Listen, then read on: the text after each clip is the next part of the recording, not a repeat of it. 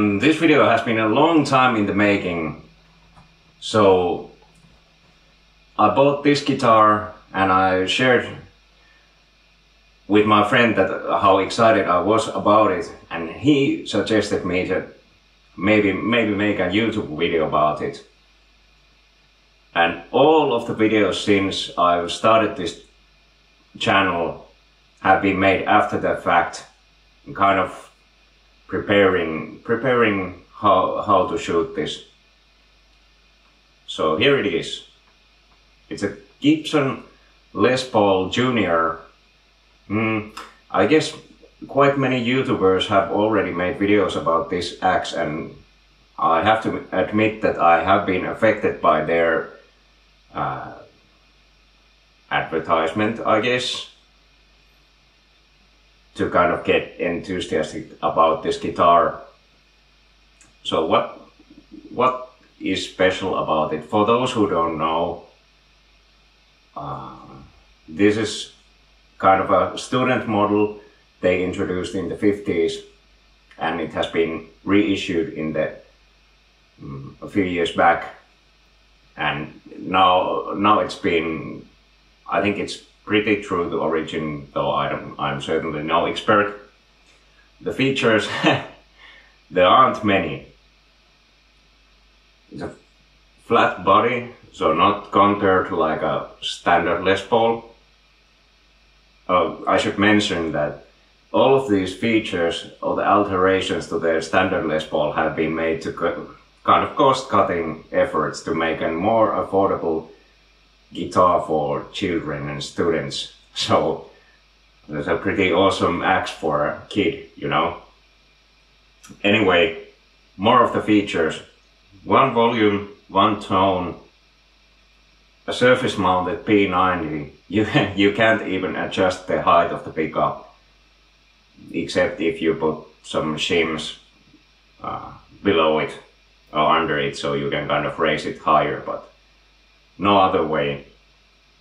The bridge is much simpler than a standard Les Paul bridge. It's just a wraparound. This is basically the tailpiece of a Les Paul without the bridge part. So the strings just cross this tailpiece, and you'd think that this never would stay in tune, but let's see.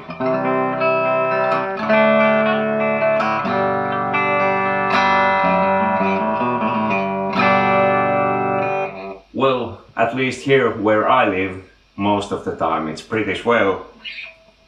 How about some more higher up? Not too bad. I don't do bar chords here very often anyhow.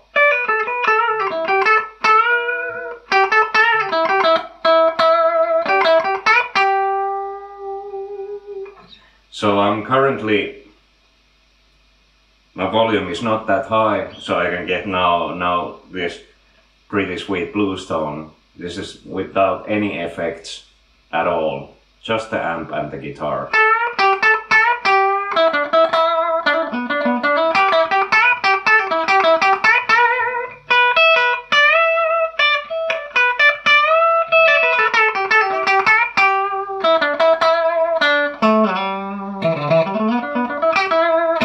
So in the intro I was using something a little bit similar like this, but with a loop station. So I have my tone rolled down just a little bit to get the little bit smoother tone.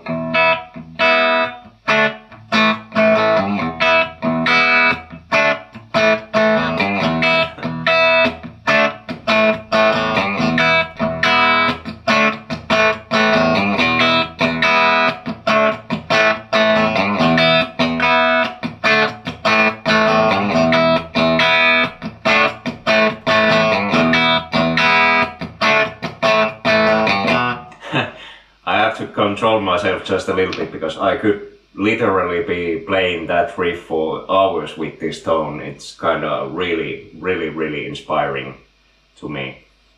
So you can hear the bite and the sparkle of the P90 pretty well with this setup. So I also have the tone just that down, so it's a little bit fatter if I open the tone completely and use a lower volume.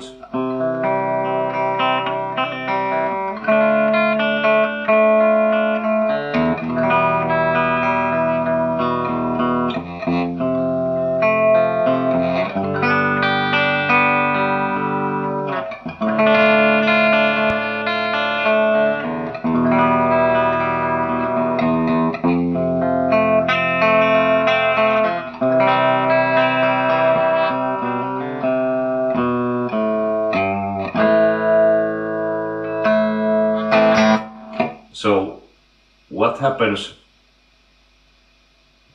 when I increase the guitar volume? It's now, I guess, about 4, maybe 5. Let's put it to about 7.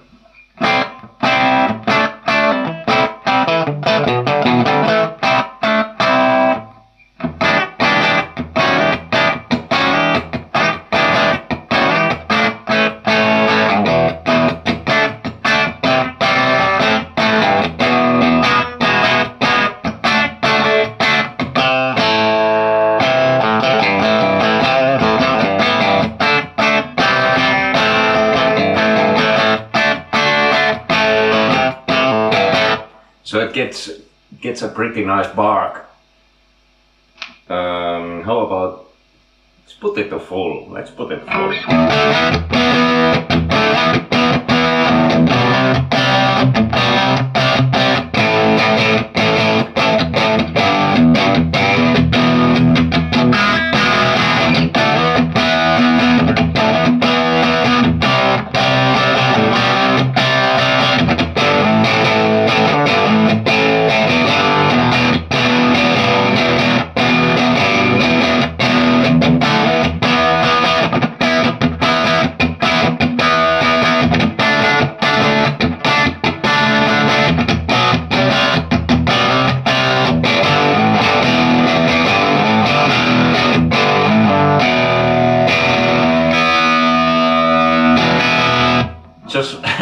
Just listen to those high strings ring.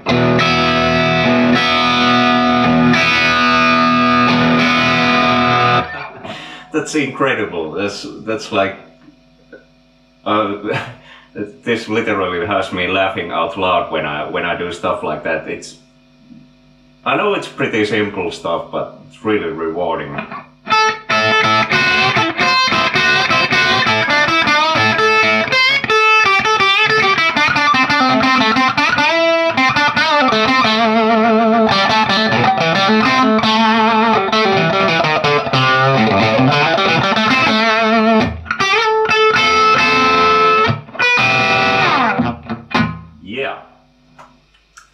So all in all, pretty awesome guitar for having fun.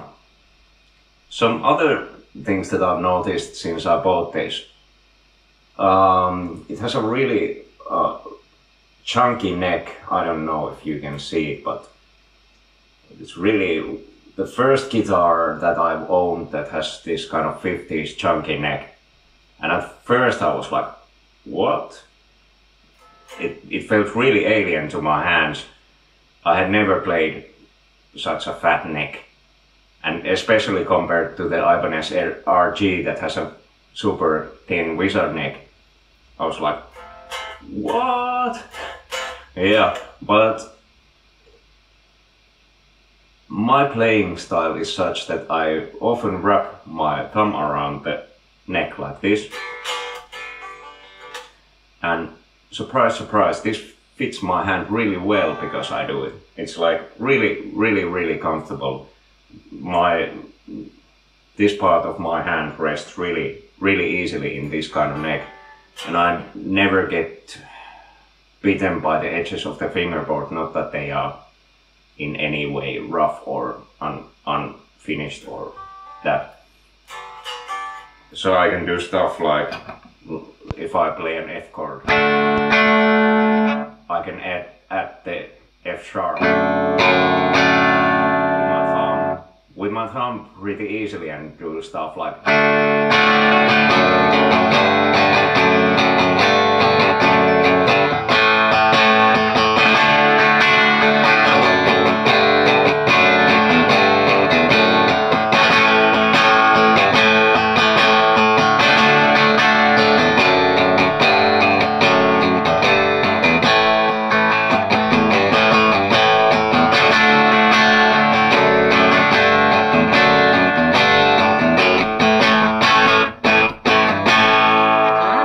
So that's pretty sweet. Yeah, so I guess I've covered a lot of the classic sounds. Yeah, forgot to mention about the neck. I got enthusiastic about the sound again, so I forgot I should mention that one of the surprises with the thick neck or the fat neck was that because now I keep my hand like this, I rest it like this, it's surprisingly easy to bend notes.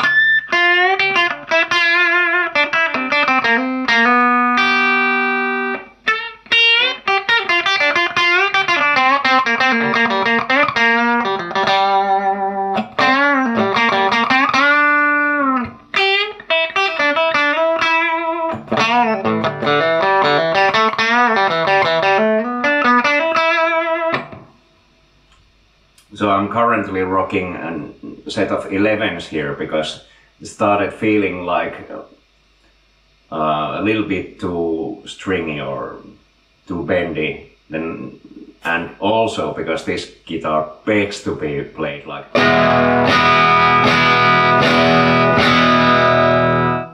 Those lighter gauge strings started getting out of tune with the heavy picking like that, but the 11s like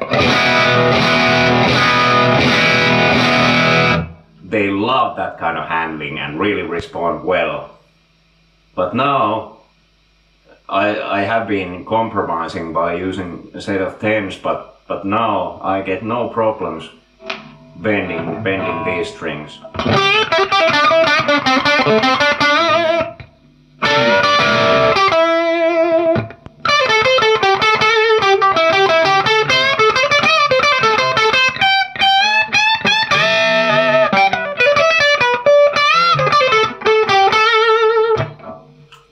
Probably not able to do any kind of really strange acrobatics, but let's see actually. So I'm gonna bend the A note here. Let's see how far I get. So a whole tone, no problem. Two whole tones. Not quite 2.5.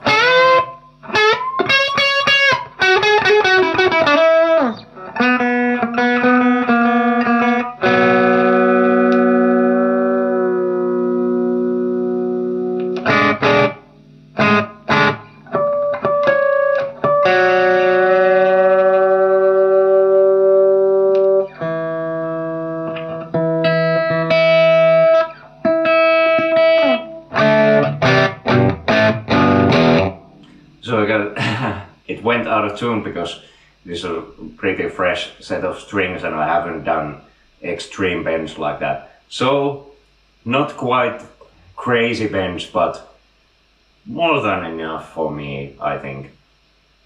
What about some, I don't know, even more distorted sounds? Like let's try something with the DS1.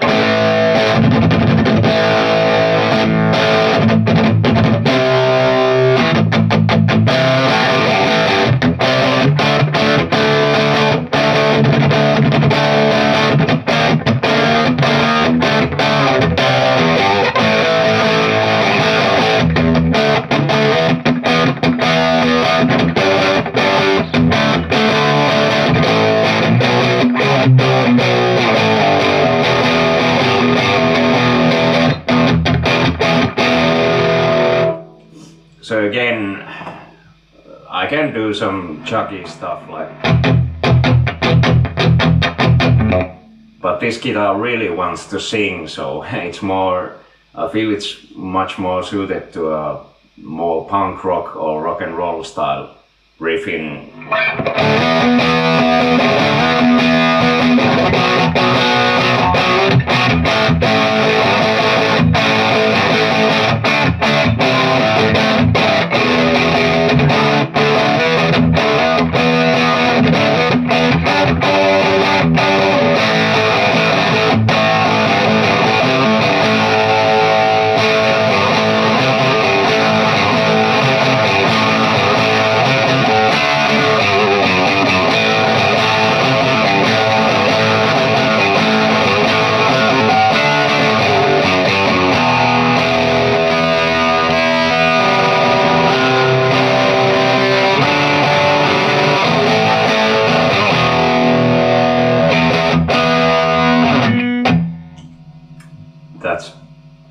That's pretty darn satisfying, let me tell you.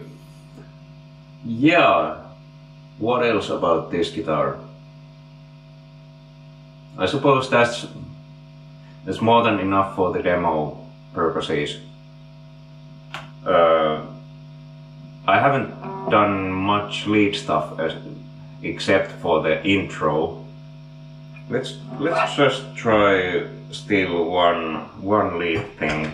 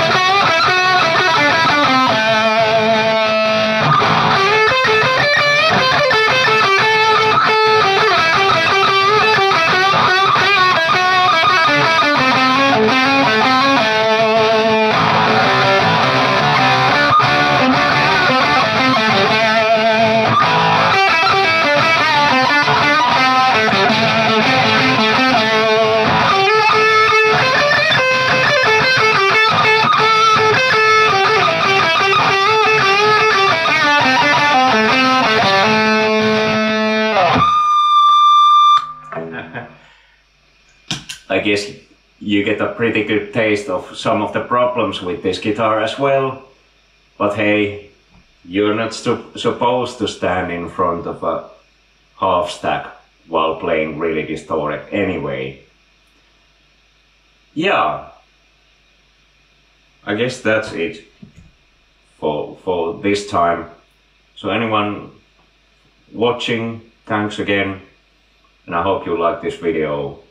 Maybe we'll see you again next time. This has been Matti from Oulu. Bye bye.